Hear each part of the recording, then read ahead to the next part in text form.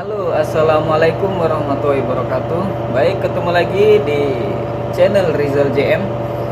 Baik, hari ini pakai kostum baju hangat ya, karena untuk wilayah Jepang, Korea sampai Cina musim dingin saat ini. Oke, sudah lama saya nggak membahas tentang seputaran pelayaran ataupun kerja di kapal. Kali ini saya akan membahas tentang banyak sekali pertanyaan-pertanyaan dari mungkin orang tua ya, orang tua dari anak-anaknya yang sekolah dari SMK pelayaran ataupun dari pokoknya ya lulusan SMA lah yang ingin melanjutkan kerja di kapal. Baik, kali ini yang akan saya fokuskan adalah tentang pertanyaan request atau pertanyaan dari orang tua menanyakan bahwa Mas, anak saya sekolah di SMK pelayaran, apakah nantinya anak saya bisa kerja di kapal luar negeri? Untuk jawaban itu saya akan menjawab sesuai dengan pengalaman dan keadaan di lapangan. Untuk jawaban untuk soal anak dari orang tua yang anaknya mungkin disekolahkan di pelayaran, SMK pelayaran ataupun ya tentang dunia pelayaran lah ya sekolah. Kalau untuk pemula ataupun baru lulusan, itu sama halnya dengan anak yang baru lulus dari sekolahan lalu mencoba mencari kerja, sama halnya di darat ya, cari kerja entah itu lowongan di kantoran ataupun di pabrik, sama halnya seperti di kapal. Dan itu tidak mudah gitu, karena persaingan untuk pelaut itu sangat banyak sekali ya, baik untuk orang tua ataupun ibu bapak ataupun adik-adik yang sedang menjalani pendidikan di sekolahan dan nantinya berpikiran untuk kerja di kapal. Semoga video ini bermanfaat ya buat kalian ya. Oke, yang akan saya bahas pertama kali adalah untuk mendapatkan pekerjaan di kapal itu butuh perjuangan ya, yang pertama. Terus yang kedua, siapkan dokumen ataupun sertifikat penunjang seperti ya sertifikat pelayaran ya, utamanya situ. Terus buku pelaut, kalau bisa lagi dilengkapi dengan paspor. Nah, ini yang kedua. Terus yang ketiga, biasanya itu perusahaan-perusahaan itu melihat keluaran sertifikat tahunnya. Nah, di situ akan ketahuan ini selain dari sertifikat, buku pelaut juga ya, itu pun menunjang. Biasanya akan dilihat rekodnya, apakah ini anak sudah pernah berlayar atau belum, ataupun ini ada pengalaman tapi abal-abal. Nah, ini bisa ketahuan juga nih.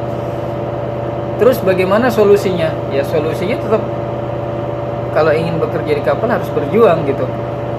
Berjuangnya bagaimana caranya? Berjuangnya adalah perbanyak ya, sama halnya ya kita membuat dengan CV atau surat lamaran kerja. Silakan masukkan di beberapa ataupun banyak-banyakilah masukkan di kantor pelayaran, entah itu kapal domestik, kapal lokal di Indonesia ataupun seputaran di Singapura ataupun Malaysia. Yang penting bisa segera berangkat. Dari sekian banyak surat lamaran yang Anda masukkan, biasanya dalam waktu 1 bulan, insya Allah dari sekian banyak lamaran pasti salah satu atau duanya akan mendapat panggilan. Dan untuk pertimbangan dari setiap perusahaan, biasanya mereka itu mempertimbangkan selain dari CV, biasanya dilihat juga dari ID ataupun tanda pengenal orang ini, bagaimana kriterianya segala macam. Mungkin itu bisa jadi pertimbangan. Orang ini nanti dikerjakan di kapal ini, dia penuh tanggung jawab atau enggak. Biasanya sih melalui wawancara ya, interview seperti itu. Terus kemudian bagaimana sih Pak caranya, ada yang bertanya nih, caranya untuk bisa keluar negeri, kerja di kapal luar negeri. Kalau untuk menjawab soal pertanyaan ini sih sudah saya bahas sebelumnya ya. Biasanya Untuk jawabannya ini ya, untuk kerja di kapal luar negeri biasanya itu dibutuhkan setidaknya 1 kali pernah bekerja ya, ataupun join di kapal luar negeri. Maksimal sih 1 tahun kerja ataupun minimal 10 bulan kerja di kapal luar negeri, dan itu bisa diterima untuk kerja di kapal luar negeri, entah itu perusahaan yang mana ya, karena perusahaan luar negeri sekarang di Indonesia banyak sekali. Terus anak saya nggak punya pengalaman kerja di kapal luar negeri, nah itu dia. Sekarang saya juga bingung gitu. Orang menanyakan pengalaman luar negeri, sedangkan untuk kerja di luar negeri aja susah begitu. Setidaknya cari dulu yang dasar-dasarnya dulu. Nah, dasarnya ini seperti apa? Dasarnya itu banyak ya, mungkin dengan cara cari pengalaman dulu kerja di kapal lokal, ataupun mungkin mau bekerja tapi penuh tantangan ataupun mungkin resiko ya, yaitu kerja di kapal ikan. Tapi jangan kapal ikan Cina ya. Saya garis bawahi ataupun notice red ini, kalau saya kasih tanda merah di bawah ini, jangan sampai kapal Cina deh. Kalau bisa kapal Koreanya, kapal ikan Korea ataupun kapal ikan Jepang. Kalau bisa sekalian kapal ikan Eropa ya, itu lebih bagus lagi. Jadi pas saat sudah ada pengalaman dari situ, sijil kan di buku pelautnya itu ada stempel tuh. Nah, itu bisa itu untuk direkomendasikan nantinya untuk bisa dipakai melamar di kapal-kapal seperti kapal-kapal ya, kontainer, tanker, kargo dan lain sebagainya untuk kapal luar negeri. Apalagi kapal Korea itu sangat membutuhkan banyak kru pelaut dari luar negara, dari negaranya dia ya. Kebiasaannya sih kalau untuk Korea sendiri itu pelaut itu sangat sedikit gitu. Mereka hampir kurang suka dengan kerja di kapal untuk pemuda-pemudinya di Korea. Beda dengan di Indonesia, Thailand, Vietnam, Myanmar, Filipina, itu banyak sekali pelaut-pelautnya. Oke, terus to the point-nya apa nih? Jadi untuk to the point-nya, untuk orang tua, bekali anak-anak Anda untuk menunjang sertifikat pelaut. Kemudian kalau bisa usahakan anak tersebut bekerja terlebih dahulu. Rasakan kerja di kapal domestik gajinya seberapa, terus apa aja pengalamannya. Jangan hanya kerja lalu 1-2 bulan berhenti, jangan sampai. Karena setidaknya minimal tuh 10 bulan, 8 bulan lah kerja di kapal itu ya, bisa mendapatkan catatan record yang bagus ya. Untuk kerja di kapal anak ini bagus, bisa bertahan sampai 8-10 bulan, apalagi 1-1 tahun.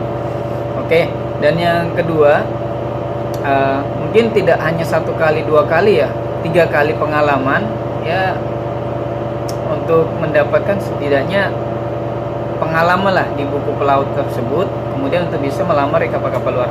Setidaknya anak bapak dan ibu itu mempunyai pengalaman kerja terlebih dahulu untuk bisa bekerja di kapal luar. Karena kapal luar negeri ini setidaknya yang dibutuhkan adalah skill, kemudian bahasa. Jadi mereka itu kalau untuk kerja di kapal luar negeri udah tidak mau mengajari lagi. Yang diterima untuk bisa bekerja di kapal luar negeri ini adalah kru ataupun pelaut yang sudah berpengalaman. Jadi cuma sekali ditunjukin, ini kerjamu di sini, kerjamu ini, lalu ini areamu ya di sini, kamu harus kerja seperti ini. Itu udah harus langsung tanggap. Jadi sudah langsung siap kerja. Tidak lagi mengajarin seperti praktek lagi ya, tempat kalau anak kerja sekolah itu PKL segala macam. Jadi kalau untuk kerja kapal luar negeri sudah mandiri lah, hitungannya seperti itu. Jadi semoga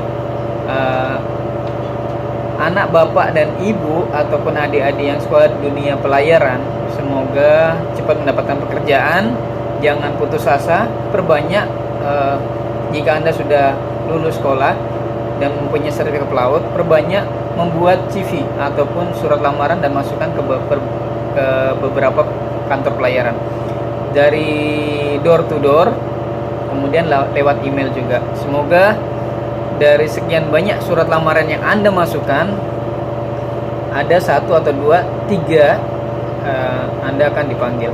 Oke, semoga video ini setidaknya dapat memberikan sedikit informasi tentang pekerjaan di dunia pelayaran. Assalamualaikum warahmatullahi wabarakatuh.